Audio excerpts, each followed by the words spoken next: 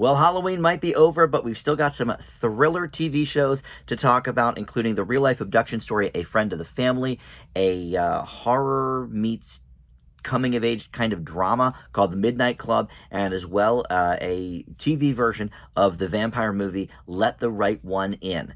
Let's talk TV.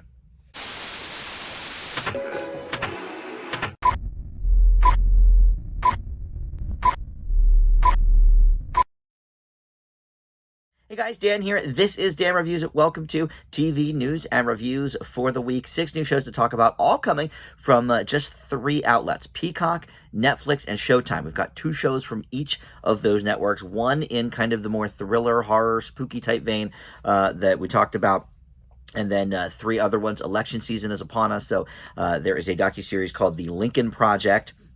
And we've also got 2 animated series geared a little bit more towards kids, but I thought they'd be fun to talk about. One of them based on the movie Abominable, and then another one based on a very popular YouTube channel, and it's on Netflix, called Oddballs. So a couple of fun things there. And of course, we do TV news and reviews every week here on the channel, so plenty to catch up on. I try to review pretty much all the new shows coming out. Some things have fallen by the wayside. I don't necessarily do dating reality shows anymore, but and shows for little kids. I don't usually do those anymore, but everything else that comes out, I'm usually on top of. But we also do the news, so let's start there for this week. Renewals and cancellations is what we like to go to first. And P-Valley over on Starz has been renewed for season 3. I just finished season 1 of this a few weeks ago. Really enjoyed it. I've reviewed the first couple episodes for you way back when, and just sort of catching up now. But it is Starz' most watched U.S. show, with an average of 10.3 million viewers for each episode in season 2. I mean, those are high numbers. Broadcast networks would kill for some of those numbers.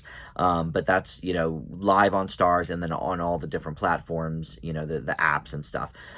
Industry is coming back for season 3 on HBO. I never did finish season 1 of that, but I think I enjoyed the couple episodes I saw for review, but that will be coming in for season 3. And then Australian series Heartbreak High has been renewed for season 2 on Netflix. And this one, I know I said up top, I try to review all the big shows. This one got past me. Sometimes shows that are, from another country or whatever, they just sort of fall through the cracks because there's a lot of them out there that usually, unless I really see them in Netflix's top 10 week after week, I don't usually pay them much notice because there's so many of them. But this one apparently was in the top 10 for a little bit, and I guess I just missed it. But it also has landed in Netflix's top 10 in 43 countries since its premiere in September. So I will have to catch up on that. It's not super old, so I think it's still basically relevant. But anyway, they are going to renew that for season 2, Heartbreak High. And then this is not necessarily a renewal, but a show that we did not know the fate of that now we do. So TBS did not air season 2 of Chad. It was the most bizarre thing over the summer. They had been promoting it, and then the day it was to premiere, they pulled it off the schedule and said, yeah, just kidding, we're not going to run this show now. But it obviously was all filmed and everything. It was such a weird story. So it was a question of, where is this going to go? It's now going to end up on the Roku channel. Roku really started to make a name for themselves with originals. This weekend, the Weird Al Yankovic movie is premiering on there, called Weird. They did the Zoe's Extraordinary Christmas movie last year. And they have, a slate of original programming that is coming. I think a couple of them maybe I've reviewed already. But anyway, Chad season 2 will land there. I was not a huge fan of the episodes I saw from season 1 that I've reviewed for you, but if you are a fan of that, or at the very least wondered what was going to become of season 2, it's going to end up on Roku. And then in terms of series endings, Nancy Drew is going to be done after the current season, which is season 4 already. On the CW. That survived sort of the big massacre at the CW in the spring, where they canceled over 50% of the shows. But I guess this one felt a little long in the tooth to them, and so they said, well, this will be it for Nancy Drew. And then As We See It, from Jason Katims, who brought us the adaptations of Parenthood and Friday Night Lights over the years. That is going to be done at Amazon, As We See It.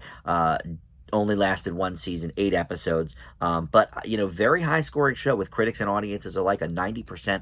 I think I gave it maybe a B plus or an A minus. I thought it was very good. But unfortunately, obviously, they had been teetering on that for a while because this was released about a year ago at this, maybe not quite, maybe very, very early this year, maybe in January or something. But anyway, that's a long time to kind of sit on the bubble.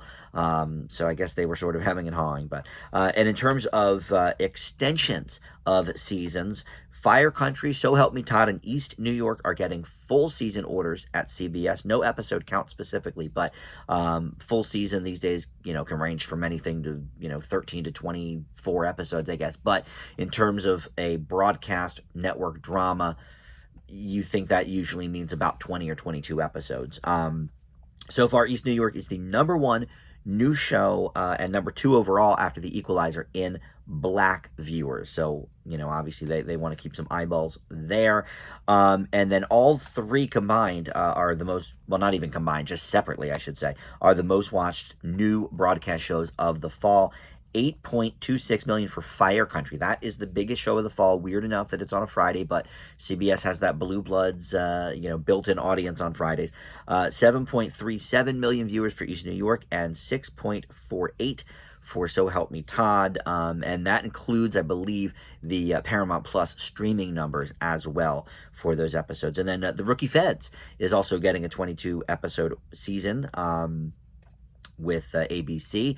Did not review that one very favorably, but whatever. Obviously, it's got a built-in fan base already with the original Rookie. And then Alaska Daily has not been picked up yet for a full season, but the premiere has brought in 8.7 million viewers over various platforms in its first 7 days. So these are obviously very strong numbers. In fact, that would be a stronger number overall than Fire Country. So, after the dust settles here now, subsequent episodes usually dwindle. So maybe that's just a really high, premiere number. And then maybe 1 or 2 million get shed from that for each, of the other episodes. But in any event, the ABC has got to be loving those numbers. So hopefully we get a full season of that. That might be my top new show of the season, in terms of broadcast. My buddy Tim and I did 2 episodes of, looking at all the fall broadcast shows, and Alaska Daily might be my favorite of those.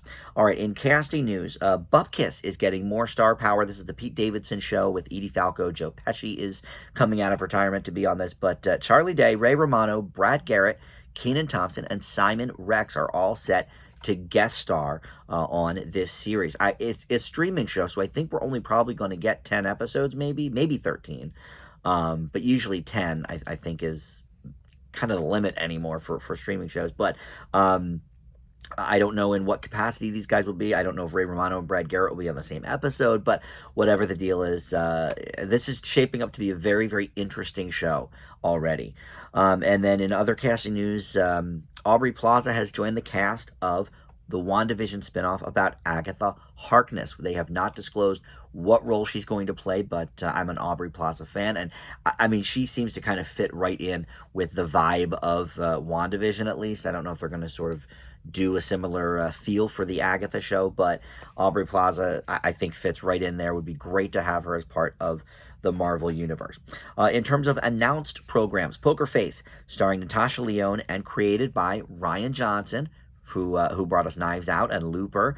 It's going to air 10 episodes on Peacock starting January 26th as a Mystery of the Week series. I mean, this is exciting.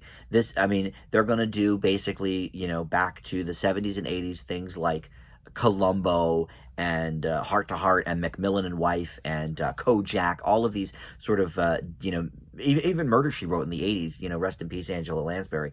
But, that sort of, crime of the week, murder of the week kind of thing. I love this idea. Natasha Lyonne, I think, is the right person for it.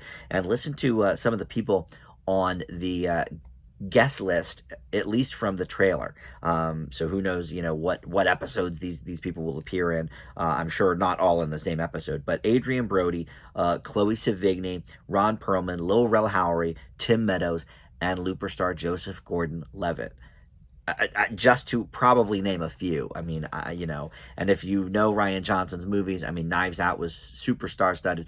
Glass Onion, the second Knives Out movie that premieres in a few weeks on Netflix, is also star-studded. So he's got connections. So I'm very, very excited to see that. In some odds and ends news, Kenan Thompson is going to return to the People's Choice Awards hosting duties for the second year in a row. And of course, he just hosted the Emmys a few weeks ago, but he's going to do this on NBC and Peacock on December 6th. And he's also a nominee. I'm not sure if it's for Saturday Night Live or for his old sitcom. I think People's Choice, though, goes from fall. I don't know. I don't know how they do award shows anymore. But so maybe it's for SNL or something. Or maybe it's for hosting the Emmys. Who knows? But anyway, he's a nominee there. And then also, new seasons of Doctor Who are going to stream in the U.S. exclusively on Disney Plus. In the UK and Ireland, they will still stream on BBC Player, but Disney Plus is going to be your home for all of the future Doctor Who episodes, all of the old stuff. I don't know where you get those. That might be on BBC America if they have an app. I don't know. I know at one point I watched a really old one. My buddy Joe said it was on Netflix, so we watched it. It was from like the 60s. It was, I think, the first Doctor. So I think that was on Netflix, if I'm remembering that right. But anyway, so Disney Plus will be your home for new Doctor Who going forward. And then finally, in reboots and spinoffs, Sausage Party Foodtopia is coming to Amazon. This is a series, of course, based on the Sausage Party R-rated animated movie. Many of the voice actors are involved here, including Seth Rogen, who produces, of course, with his producing partner Evan Goldberg, but Kristen Wiig, Michael Cera, David Krumholtz, and Edward Norton all returning from the movie with new voices, including Will Forte, Sam Richardson, and here she is again, Natasha Lyonne. Very, very hard worker, that gal. So yeah, I don't know. I mean, I thought the movie was okay. I also thought it sort of, we got the premise of it. You know, it was relatively one joke, I thought. So am I excited about a series? Not necessarily, but, you know, I don't know. I sort of never count Seth Rogen out. You know, he always seems to surprise us with whatever he's doing. So I'll give it a try, obviously, to review it for you guys. And who knows, maybe it'll be great. All right, so let's move into the review portion of the show. We've got 6 new programs. And like I said, it's all shared by 3 different platforms, Netflix, Showtime, and we're going to start with Peacock and talk about A Friend of the Family. This is based on true events following Robert Berchtold, who is played here by Jake Lacy. And basically, he has become very, very good friends with this family, the Brobergs, and he ends up kidnapping their daughter, not once, but apparently twice, over a period of 2 years. And this was covered in a documentary earlier, a few years ago, called Abducted in Plain Sight, which I didn't see, but I'd heard of. So I'm 2 episodes in, and I'm very curious how this all is going down and how he kidnaps her the second time. That seems so bizarre. But interestingly enough, at the beginning of episode 1, the real life Jan Broberg, who's played in the show by McKenna Grace, who I love her over so many different things over the years. But she is playing Jan Broberg, and we have Hendrix Yancey, by the way, playing the younger version of Jan. But anyway, they have the real life Jan at the beginning saying, like, listen, you know, this seems crazy, but it did happen. It is true. You know, I'm an abduction survivor, this and that and the other thing. And immediately it made me think, oh, okay, maybe, I wonder if this is some sort of, like, not damage control necessarily, but, like, you know, it was sort of a big deal that Netflix was clearly not making light, but clearly sort of using the victims' stories as entertainment fodder, which, you know, I did not really care for the Dahmer miniseries. I didn't. I know it's been so popular, but that was sort of a criticism that it sort of, you know, how many times did the victims have to rehash this in their own lives and stuff. So I thought it was interesting. I don't know if that was something that Peacock tacked on at the last minute and said, oh, you know, let's make sure people know we have, you know, the Broberg family, you know, stamp on this. I don't know, but I thought it was interesting. But she kind of said, look, this seems sort of unbelievable and weird, but in the 70s, it was a different time, and things like this happened, a bit more frequently. There's not closed captioned security, what's it called, CCTV, everywhere, and there wasn't cell phones and this, that, and the other thing. So it's yeah. Anyway, so Jake Lacy plays the abductor, and the parents, by the way, the Broberg family, Anna Paquin and Colin Hanks, play the folks. And I'll tell you what, Colin Hanks, he is going bald for this role. I don't think that that's real life, but I think for the role, he's taken his hairline back a little bit, and I'm telling you, he is really, really looking and sounding like his father, Tom Hanks, lately. We've kind of seen him grow up. He was in Orange County when he was probably still a teenager or maybe young 20s, and we've seen him in many, many, many things since then. But I can't remember thinking that he was this much like Tom Hanks until this show. But it's really a harrowing tale of abduction and who is close to you. And I'm 2 episodes in, and there is some sort of, by the end of the 2nd episode, we're not going to do spoilers here on the channel, but there is some sort of church connection as well between these 2 families. And I think that's going to probably play in as we go forward. This is a week-by-week show because it's on Peacock, so not even all the episodes are up. I think maybe 4 are up right now, or maybe 5. Yeah, Jake Lacy, I just reviewed a movie of his the other day, and it was another like horror type of thing. This is obviously true to life. That one was more sci-fi horror, but it was called Significant Other.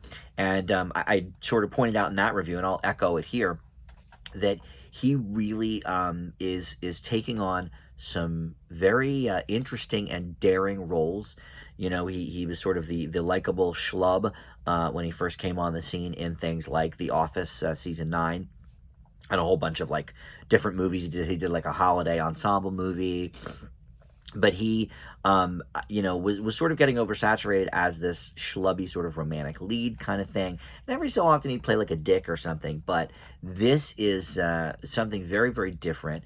And unlike the whole Dahmer thing, where it's tough. I don't want to compare them, but like they came out right around the same time and whatever. But this is a subtler performance, because I think you do want to not root for him. You don't root for him, that's for sure. But I feel like they tried to paint Dahmer in that show in a little bit of a sympathetic, like, oh, he's got this issue and whatever.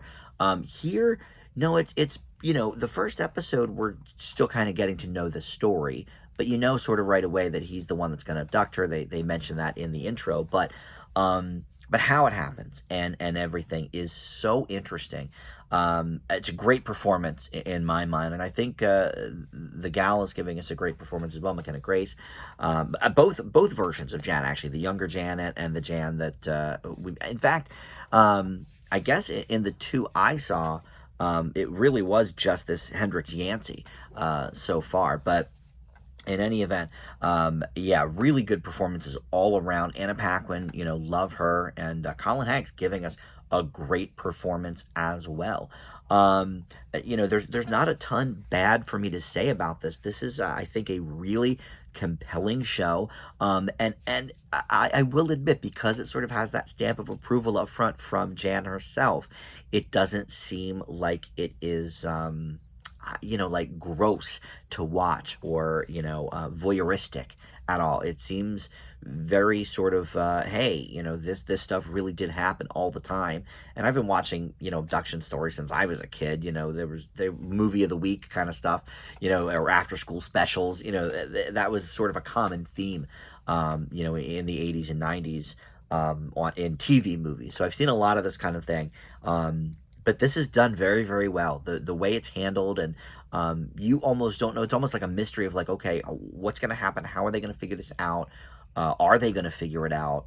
It's very, very well done. I leave A Friend of the Family with an A-. This could, by the end of the series, it could even be an A. It's really, really good. All right, so up next, let's move over to Netflix for their sort of horror thing of the week, and that is The Midnight Club. This is created by Mike Flanagan. It's part of their like Flanagan series or whatever. It's sort of weird. It had like a little tag under it saying like part of the Flanagan universe on Netflix or something. But he did the Haunting of Hill House and The Haunting of Bly Manor, both which were very big on Netflix. He also did Midnight Mass, which was big on Netflix. And all of these are pretty interesting. In fact, I was just watching episodes 3 and 4, I think, of Bly Manor the other day because I had not yet watched the rest of that show. But anyway, this is set in a hospice largely and follows 8 terminally ill young adults who meet up every night to tell scary stories, and they call themselves the Midnight Club. This is based on a whole series of books, I guess, by Christopher Pike called The Midnight Club, or just based on books of his in general. And it's really interesting because it really is sort of 2 different things at once. It is a coming of age drama for sure, and maybe not even coming of age because I think these guys are all pretty much young adults, so college aged, I guess you could say. So maybe not quite coming of age, but young adult drama anyway. And then that's like mostly the first kind of half of it, and then the back half is largely the storytelling element and the horror element. But throughout there's little glimpses of horror and like shadows and people that maybe aren't there, or and the character thinks they're there, kind of thing.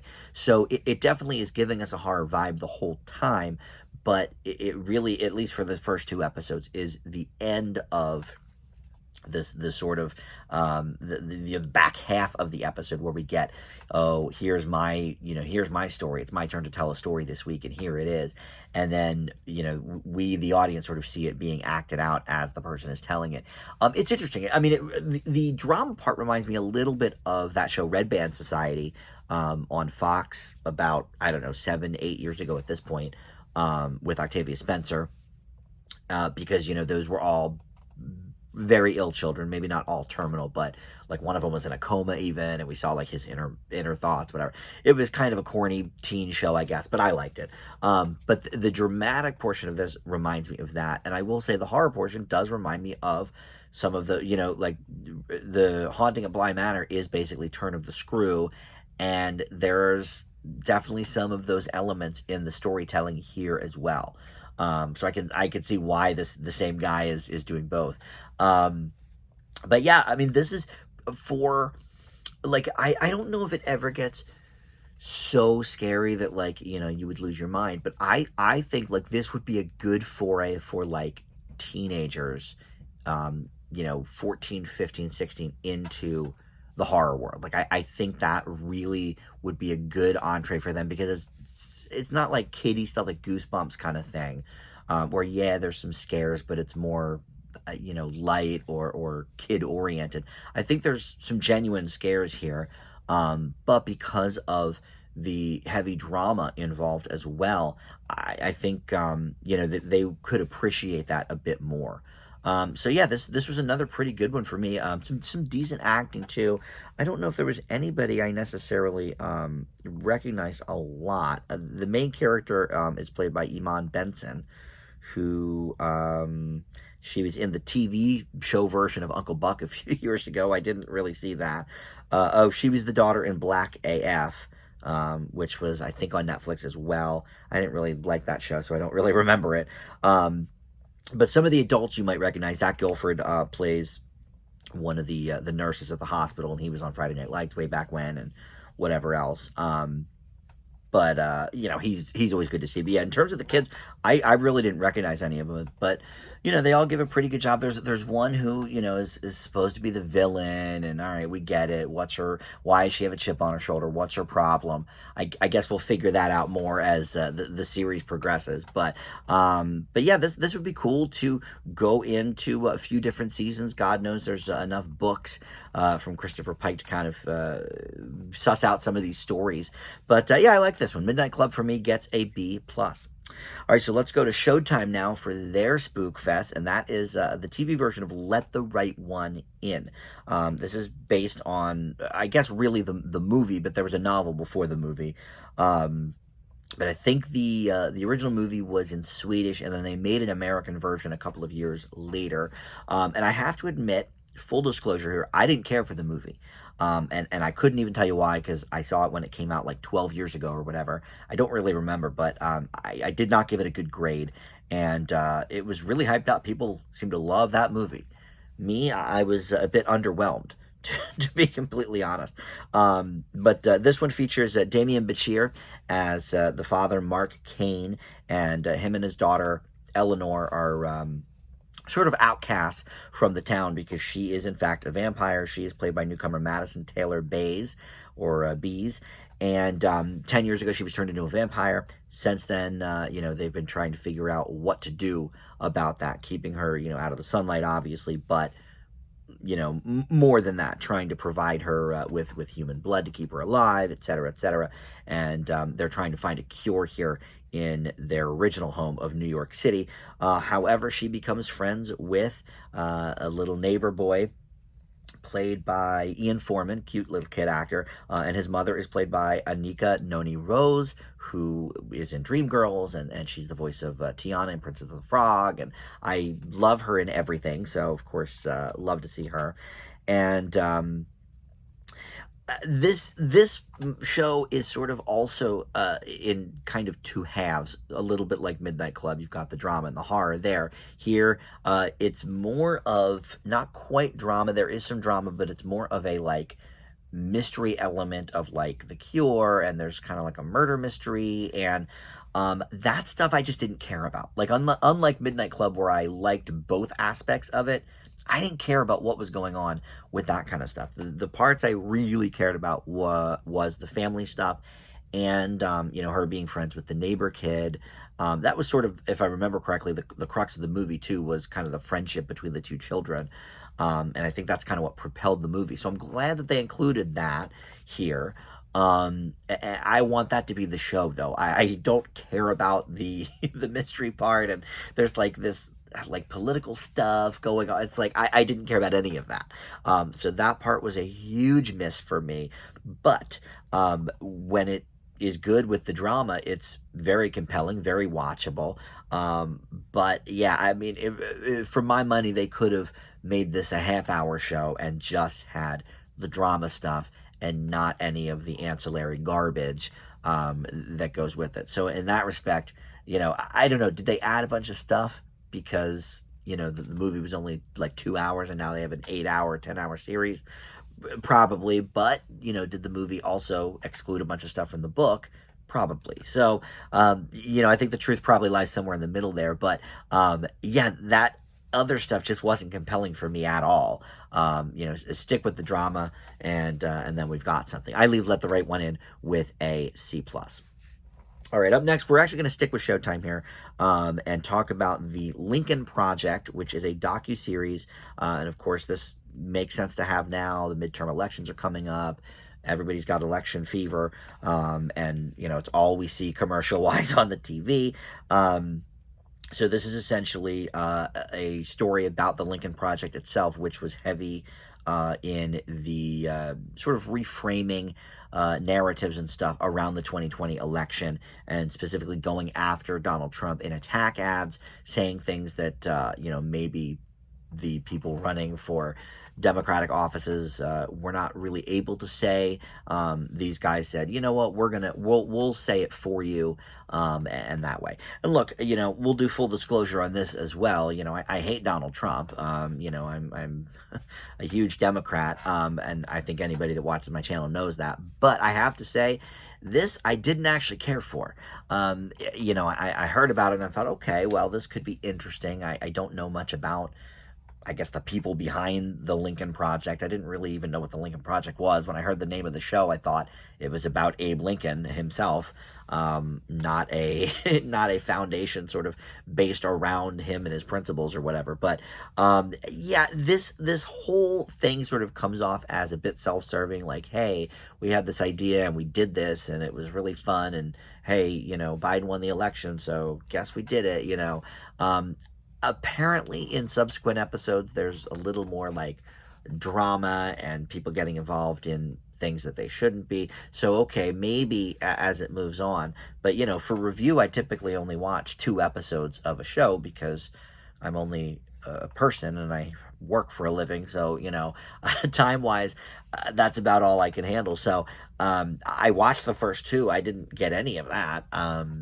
So maybe in subsequent episodes there is that element. But yeah, these first 2, I didn't find it compelling, especially because it's who cares almost like I don't know I'm so sick of hearing about the 2020 election and because there's still people that are claiming it was fixed and all this garbage. So maybe there's some fatigue there as well. Maybe if this was released 10 years from now, I might find it a little more interesting because we're a little more removed from it. But I mean, it's interesting in the sense of like this happened and these people did this, but for me, it was just very like, let's pat ourselves in the back, self-serving. Nailed him. It's like, okay, but did you? Because people are still thinking that he won the election in some, cuckoo brains. But anyway, so I didn't really care for this show. I give The Lincoln Project a D+.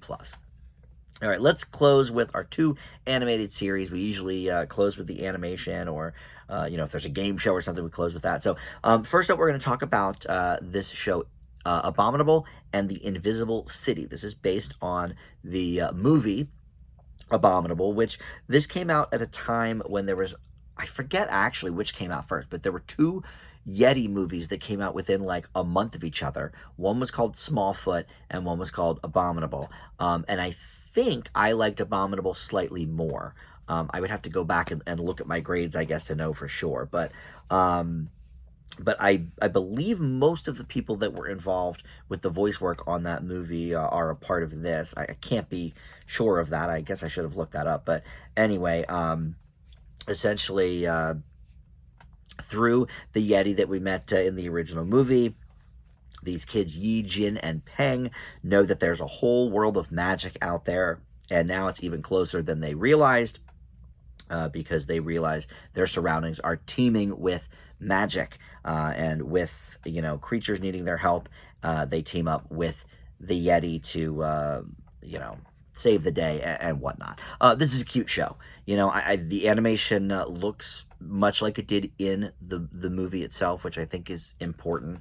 I think it's always kind of a bummer when you do a TV animated version of an animated film and it looks cruddy or, shoddy or cheap. And this does not. The animation looks very, very good here, very sharp. The voice work is fine and fun.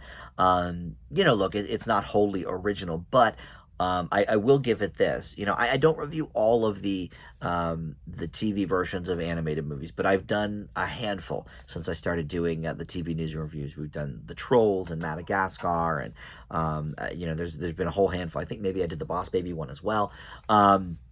But one of the things I think that's the most important is keeping sort of the spirit alive of the original piece. And because kids that love this movie Abominable, which I don't know, are there any out there? I'm not sure. But there's probably kids that at least saw it and remember it. So you have maybe a built-in audience there. But in any event, DreamWorks always makes their movies and TV shows now. I guess ever since like Kung Fu Panda, but or How to Train Your Dragon. But the feel of this is very much like the feel of the movie, and so I have to give it credit for that. And again, I think the voice actors are the same, at least for the children. I can't be sure of that, but I think that is true, at least to my ear. From what I remember about the movie. And I think that helps too. I think it's always weird when you go from, Justin Timberlake and Trolls to like somebody doing a half-ass Justin Timberlake impression kind of thing. I think it's a bit jarring. So I think kids that like this movie a lot are going to find something in the TV show. I thought the movie was like fine. I think I gave it maybe a B or something. So that's where I'm going to leave the animated series as well. Abominable and the Invisible City gets a B. All right, and then finally, we will go back to Netflix for their animated show called Oddballs. And this is based on, I guess it's a YouTube channel called Odd One Out, or Odd Ones Out. And I I haven't watched this. I thought about like doing a compare and contrast, but I'm like, you know what? I'm focused on these videos on the TV show itself, so I don't want to necessarily. I know I just spent the whole thing comparing the Abominable movie to the TV show, so it's a little bit hypocritical, perhaps. But it's a different format because I think these were like videos that this guy was making, and yeah, I think it was animated, but it was like much less of a budget because it wasn't Netflix and he was doing it himself. And so it's like, I just, in my mind, I was like, it's probably going to look way different. So I just want to kind of watch this for what it is. And this is a funny show, I gotta say. So it's this kid, James, who doesn't wear clothes. He's just like a bubble shaped boy. He's like, I don't want to say clear necessarily, but he's like all white basically, and you see his butt all the time. And they actually make jokes about how he doesn't wear clothes, which is a little bit weird, especially because everyone else around him is wearing clothes. But anyway, he has a talking crocodile for his best friend named Max, and then he has this girl pal who claims to be from the future. Her name is Echo, and it's just their sort of adventures, but they're like barely adventures. It's really like mundane, like Seinfeld-esque type stuff. Like the first episode, they can't figure out how to make a perfect piece of toast because toasters always burn them. And so they sort of go off on these little rants, and then like they like try to create a smart toaster. And it's just sort of like little observational stuff like that they make whole episodes about. So it's actually pretty funny. It's pretty cute. I think kids will like it. I liked it as an adult. There's a few jokes that definitely I think are going to go over kids' heads, not necessarily in a sexual way, but like just references that are specifically for the parents, because they're like from 30 years ago or whatever. But I think kids will think this is funny. This actually does remind me a lot of some of the stuff that my nephew watches on YouTube all the time. So I wonder, I should ask him if he knows this guy's channel, because he probably does if it's popular with kids. If it's popular enough to get a Netflix show, he probably knows about it. But yeah, it reminds me in the animation style, in the humor. It's got like that fast-paced wit. It reminds me a lot of that stuff, and I think it's also going for not Cartoon Network, Adult Swim type of audience for some of their more recent shows, like sort of like Steven Universe or Gumball, sort of like kind of abstract things. But it made me laugh, so it worked there. So I'm gonna leave Oddballs with a B+.